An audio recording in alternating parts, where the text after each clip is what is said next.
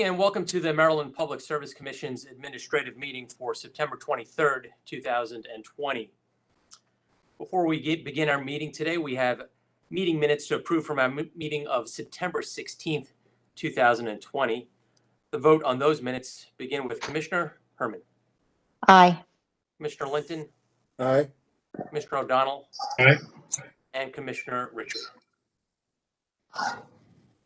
I vote aye. The meeting minutes are approved. Good morning, Mr. Secretary. Good morning, Mr. Chairman. There are 4 items listed on today's consent agenda. We will also treat item number 6, listed on the administrative agenda, as a consent item. Items 1 through 3 consist of revised tariff pages reflecting changes in intrastate access service from CenturyLink Communications LLC, Level 3 Communications LLC, and Level 3 Telecom of Maryland LLC. Item number 4 is the application of Comcast Business Communications LLC to relinquish its authority to provide telecommunications services. And again, item number 6, listed on the administrative agenda, but which we will treat as a consent item, consists of revised tariff pages from the Easton Utilities Commission in compliance with order number 89623 and case number 9634. Thank you, Mr. Secretary. Seeing no commissioner wishing to be recognized with respect to these consent items, number 1, 2, and 3, I move that we accept the tariff revisions for filing non-pro-tunc with an effective date of September 1st, 2020. With respect to item number 4, that we rescind Comcast Business Communications LLC's authority to operate in Maryland and cancel its tariff. And with respect to item number 6, that we accept the tariff revisions for filing with an effective date of September 1st, 2020. The vote begins with Commissioner Herman. Aye. Commissioner Linton. Aye. Commissioner O'Donnell. Aye. And Commissioner Richard. I vote aye. The motions are approved. Mr. Secretary, the administrative agenda. Mr. Chairman, item number 5 on today's administrative agenda is a request from Matrix Telecom LLC, DBA, various other entities for approval to the extent necessary of a reorganization that will result in the transfer of customers from Lingo Northeast to Matrix and the cancellation of the authority of Lingo Northeast to provide telecommunications services in Maryland upon completion of the customer transfer. On this item for staff, we have Kenneth Albert, and for Sarah, on behalf of Matrix, we have Carrie Rossell. We will begin with staff. Good morning, Chairman and Commissioners. This item addresses a filing that requests approval to the extent necessary of a reorganization that will result in 1, the transfer of customers from a telecommunications carrier named Lingo Communications of the Northeast, which I'll refer to as Lingo, and they'll be transferring the customers to an affiliated telecommunications carrier named Matrix Telecom LLC. And this also addresses the cancellation of the authority of Lingo to provide telecommunications services in Maryland upon completion of the customer transfer. As a result of the transfer of customers from Lingo to Matrix, there will not be any change in the services or in the rates paid by the customers. The applicants state that the proposed customer transfer is an internal corporate reorganization that will reduce costs and produce enhanced operational and economic efficiencies. The resulting savings will provide greater opportunities to improve the services available to Maryland customers. As a result, staff believes that the applicants have demonstrated that the reorganization and the associated transfer of customers from Lingo to Matrix is in the public interest. Now, turning now to the notice of the transfer, both the Public Utilities article and COMAR require a utility that intends to discontinue service to provide written notice to the Commission, affected customers, and the underlying provider of the utility not later than 30 days before the date on which the service will be discontinued. The applicants request a waiver of this requirement, and they explain that the, quote, the reorganization will be invisible to Lingo's customers, sending notice to customers stating that their service, while not changing, is moving from Lingo to Lingo could prove confusing to that customer. They're referring to the fact that the customers currently receive a bill that refers to Lingo. However, the key fact is that Lingo's customers will be transferred to a different carrier, albeit an affiliate carrier named Matrix. Thus, staff believes that Northeast customers should be notified that Matrix will be their new carrier. Hence, staff opposes the applicant's request for a waiver of the notice requirements in PUA and COMAR, and staff recommends that the commission require the applicants to comply with the notice requirement. In view of the proposed transfer of customers from Lingo to Matrix, cancellation of the authority of Lingo to provide telecommunication services in Maryland is in the public interest. However, cancellation of Lingo's authority should be conditioned on 1, payment by Lingo of its unpaid fiscal year 2021 commission assessment of $2,182, and 2, payment by Matrix of its unpaid fiscal year 2021 commission assessment of $10. Therefore, to sum, staff recommends that the commission, 1, note the transfer of customers from Lingo to Matrix, 2, deny the requested waiver of the notice requirements, and 3, cancel the authority of Lingo to provide telecommunication services upon completion of the customer transfer, but only after the payment of the outstanding assessments. Thank you, Mr. Albert, for that summary and recommendation. We will turn to a representative from Matrix or Lingo. And if you could please state your name for the record. Yes, my name is Kerry Rossell, consultant to Matrix. And I think staff did a great job of summarizing the issue, and we don't object to the recommendation made by staff. Thank you, Mr. Roselle. Do commissioners have questions of the parties? Mr. Linton. Yes, thank you, Mr. Chairman. I just wanted to be clear then that Matrix does not have any objection to staff's recommendation that the company provide notice to their customers of the change. That's correct. It is the company's policy to communicate clearly to customers. They're being billed under the Lingo name today. Staff is correct that it's technically they are moving to an affiliate, and if the rules require a notice, the company will do its best to make sure the notice is clear and not confusing. But yeah, they are being billed under the Lingo name today. Customers may wonder why they're even getting a notice, but we'll describe it the same way that it's been described in the regulatory filings, that it's an internal reorganization and it won't affect their services. Okay, well, so just for the record, then they're billed by Lingo today. They will be billed by Lingo tomorrow. They'll be billed under the name Lingo. They're being billed under the name Lingo, but it's Matrix DBA Lingo. So if they're moving to their bill will look the same, whether it's a DBA or billed by the company. It'll look the same to them. Okay. All right. Thank you. Thank you, Mr. Chairman. Thank you. Any additional questions? Thank you. Mr. Roselle and Mr. Albert, if you could please remute yourselves. Thank you. I will move that with respect to item number 5, that we note the transfer of customers from Lingo Communications of the Northeast LLC to Matrix Telecom LLC, doing business as et al. That we deny the requested waiver of the notice requirement in Public Utilities Article Section 8-406A and require the applicants to comply with the notice requirement. And finally, that we cancel the authority of Lingo Communications of the Northeast LLC to provide telecommunication services in Maryland upon completion of the customer transfer, but only after,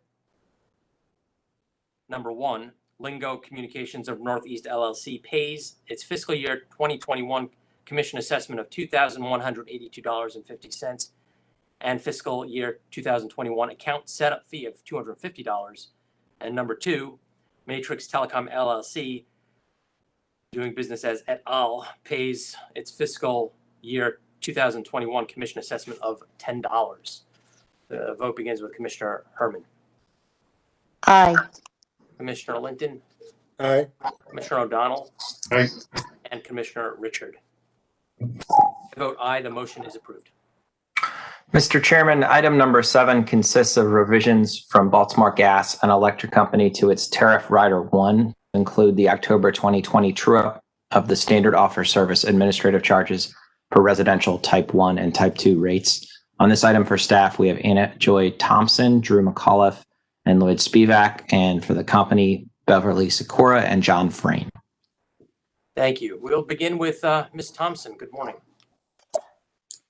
Good morning, Chairman and Commissioners. Anna Joy Harris on behalf of staff. On August 31st, 2020, Baltimore Gas and Electric Company filed revisions to Rider 1 to include the October 2020 true-up of the standard offer service administrative charges for residential, Type 1, and Type 2 rates. Under Rider 1, the SOS administrative charges are subject to adjustment in the February, June, and October billing months to reflect the estimated incremental, uncollectible, and cash working capital costs of providing service to customers. The filing also includes changes to the Schedule PL rates, which change as a result of the proposed SOS administrative charges. The proposed charges are effective October 1st, 2020 through January 31st, 2021. For this period, the incremental charge and cash working capital components are decreasing by 0.01 to 0.06 mils per kilowatt hour. The uncollectible component is decreasing by 0.05 to 0.42 mils per kilowatt hour. This is due to the Governor's Memorandum on Disconnections, which has resulted in a decrease in uncollectible write-offs since March, as uncollectibles are not incorporated into rates until 7 months after a customer is disconnected. The decrease in rates results in a 47-cent decrease in the monthly SOS bill for a residential customer who uses 1,000 kilowatt hours per month. Staff has reviewed the updated tariff pages and charges and find that the change in rates conforms to methods used in prior filings. Staff recommends that the Commission accept for filing the proposed tariff changes with an effective date of October 1st, 2020. Thank you. Thank you, Ms. Harris, and congratulations. Thanks. We will next turn to representatives from the utility. Good morning, Chairman Stanek and Commissioners. Beverly Sikora on behalf of BGE. Mr. Frayne and I are here if you have any questions. We have no additional comments. Thank you, Ms. Sikora. Do commissioners have questions on this item? Commissioner Herman. Thank you, Mr. Chairman. Mr. Frayne, I don't have any particular concern with this filing. My question is, what's going to happen down the road when these uncollectibles come due, and whether or not BGE is now thinking about what they might do if we do have a significant impact on SOS rates as a result of large uncollectibles that we heard last week or the week before last that we were anticipating. So if you could give me a little bit of your view of the future, I'd like to hear that. Sure. Good morning, John Frayne from BGE. Commissioner Herman, obviously within PC 53, there's been a lot of discussions of what the utilities are trying to do and BGE is trying to do in order to avoid disconnections for customers. So that includes looking to propose an arrearage management program as the Commission has asked for proposals in PC 53. We're certainly hoping to do everything we can to work with customers so that we avoid a disconnection and ultimately the uncollectibles that that might come with those disconnections. And in response to your question specifically about what that might look like in the future if we do see a large increase in the amount of uncollectibles. I don't know sitting here today that I can tell you, of course, exactly what that amount might look like. Within the SOS process itself,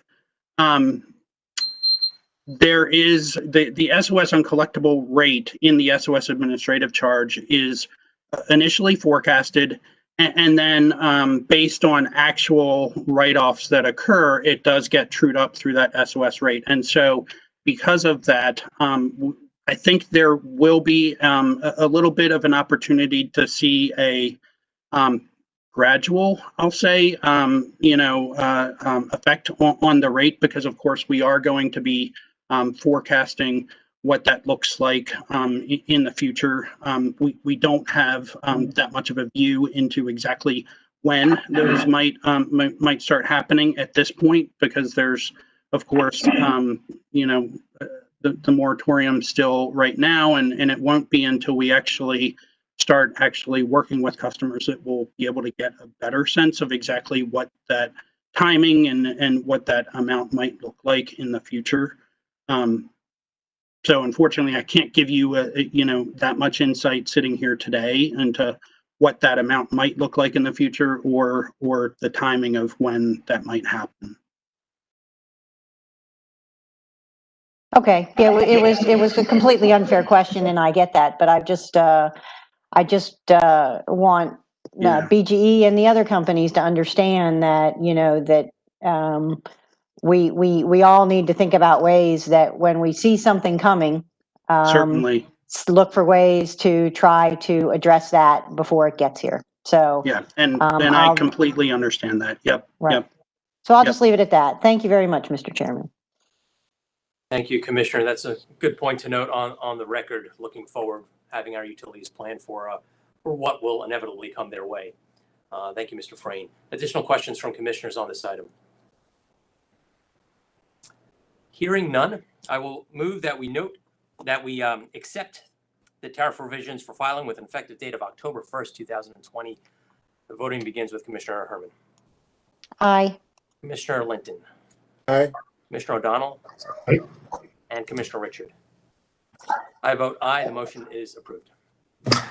Mr. Chairman, item number 8 is a notice from BGE of selective vegetation management work to be performed on a portion of an existing 230 kV overhead transmission line from the Lippens Corner substation to the Naval Academy Junction substation in Anne Arundel County, Maryland. On this item for staff, we have Chris Lowe, Michael Dean. For the company, Daniel Herson, Albert Alford, and Chad Devine, and available for questions for OPC is Gary Alexander. Thank you. We will begin with Mr. Lowe. Good morning. Good morning, Chairman and Commissioners. Christopher Lowe on behalf of staff. This item concerns a BGE's written notice to update the Commission of the need to perform vegetation management on a portion of the existing 230 kV line from the Lippens Corner substation to the Naval Academy Junction substation located in Anne Arundel County, Maryland. This vegetation management work is in addition to the project scope that was granted by the Commission pursuant to the Public Utilities Article Section 7-207B4I at the October 2nd, 2019 administrative meeting. BGE conducted design and engineering and environmental surveys on the project's right-of-way between July 2018 and October 2019.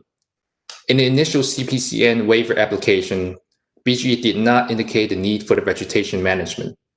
But following a project site meeting in June 2020, BGE determined that the selective vegetation management will take place along 6.6 mile stretch of the transmission right-of-way. The work will increase the cost of the project by an estimated $400,000 to $500,000.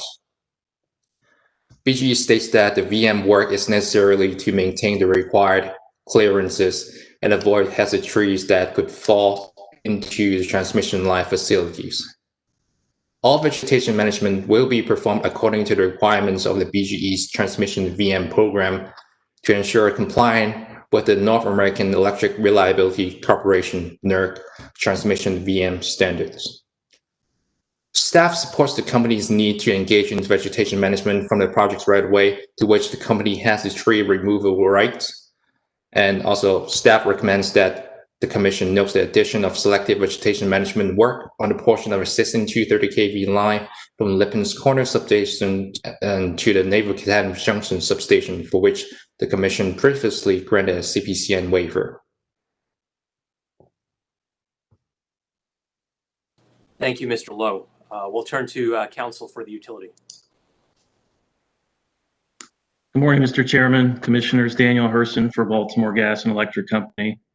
I'm joined this morning by two of my colleagues, Al Alford, who's BGE's Manager of Project Management, and Chad Devine, who's BGE's Manager of Vegetation Management.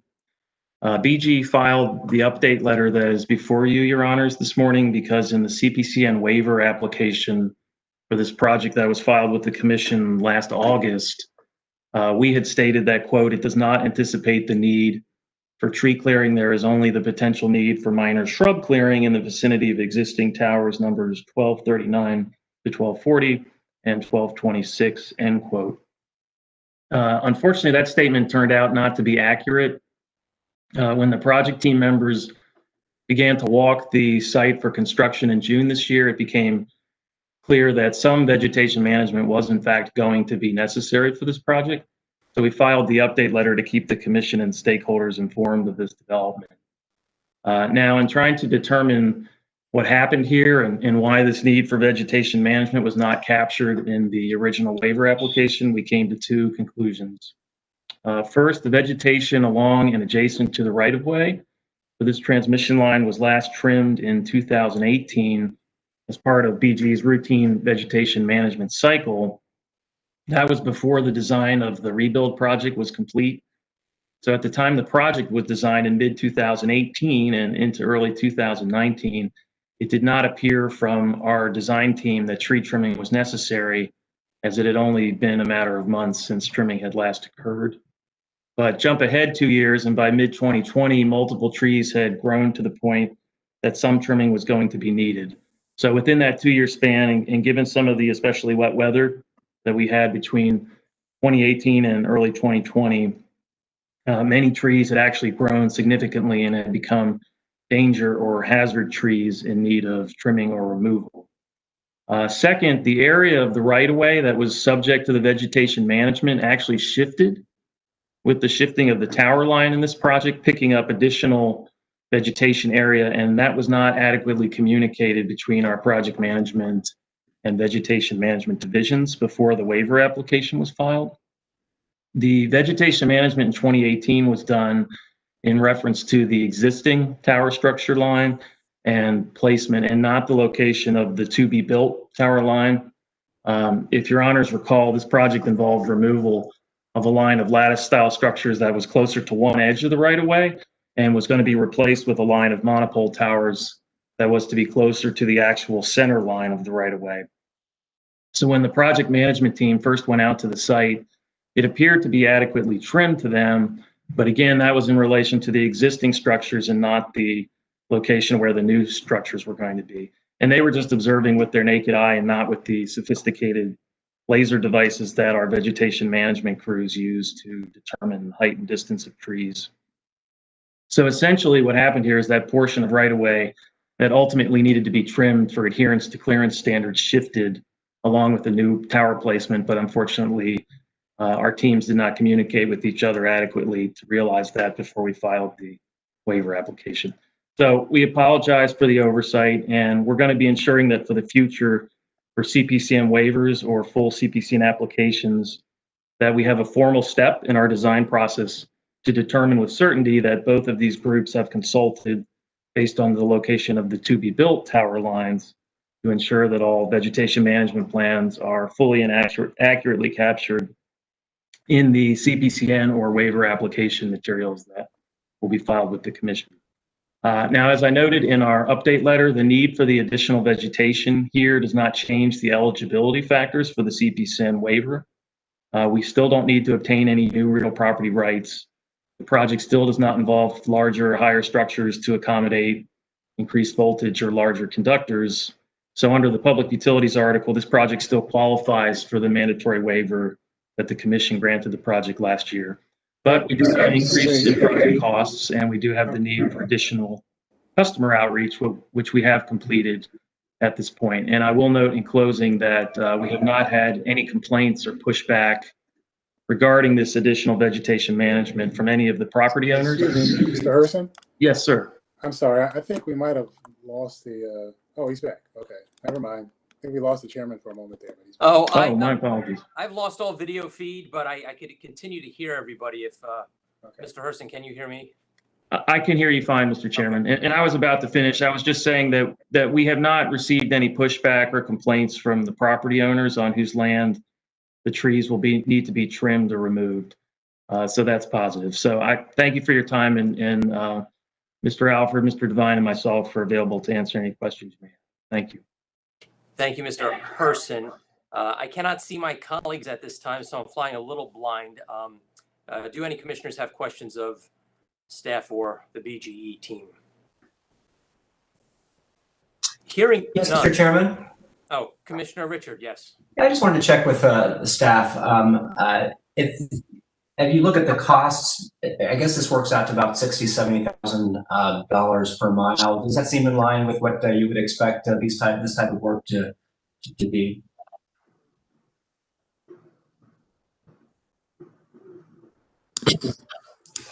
Well, let me say that it's very difficult to understand why almost $500,000 of work was added, and it seems to be a little bit much. But I will defer the question to the company.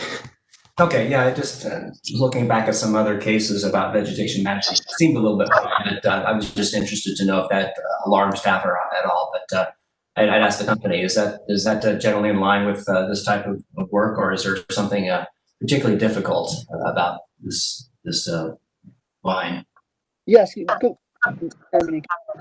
Divine and the vegetation management manager.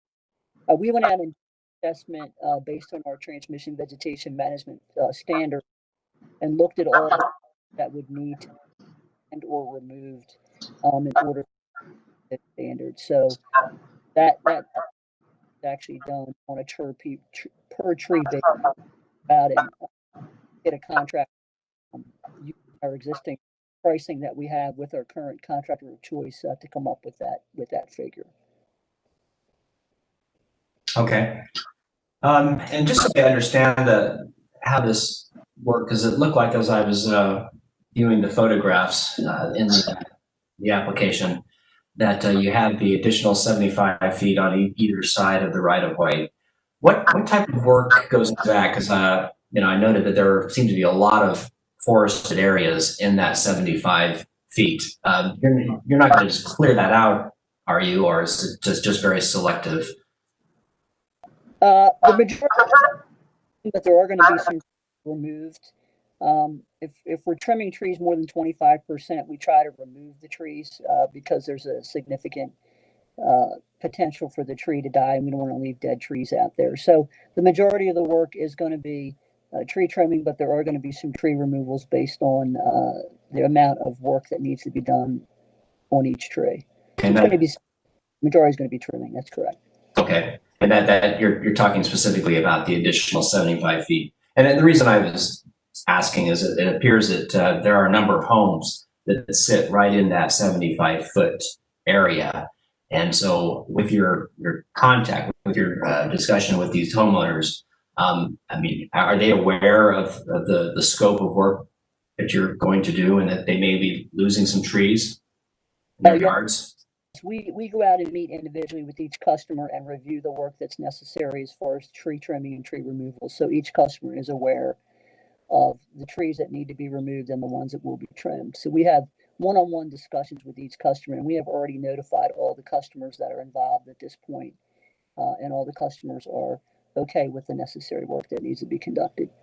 Okay.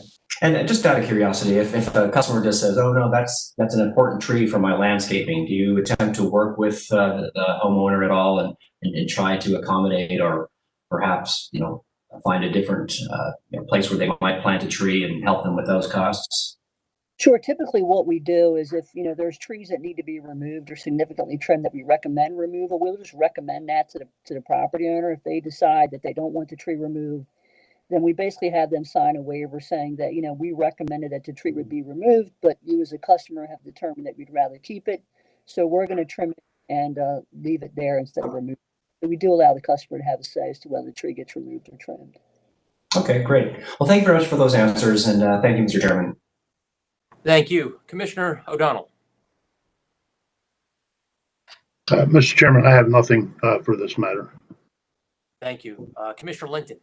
Thank you, Mr. Chairman. I just had a couple of quick questions for the company. And good morning again, Mr. Herson. You mentioned in your filing that, and I think you referenced it today, that the company had certain tree removal rights and certain adjacent areas to the easement. Could you describe what those tree rights are, and what do you mean by that? Well, I was referring to the fact that we have the 120-foot right-of-way, which is directly under or in close proximity to the tower lines. And then on each side of that right-of-way, we have an additional 75 feet where BGE has the right to remove or trim trees, or as Mr. Devine was talking about, having those conversations with homeowners to engage in vegetation management, even though that is not part of our actual right of way under the towers. So it's an additional area beyond each side of the right of way. But Mr. Devine can add any commentary if I've missed something. Yeah. So our 120 foot, we have two rights of ways there. We have a fee simple right of way, which is 120 feet, which means we actually own the fee. In addition to that, outside of the 20 feet, we have an additional easement of 75 feet, which gives us BGE the right to top, trim, or remove trees that we feel may have the potential to impact the conductor, and safety and liability purposes, we have the right to trim or remove.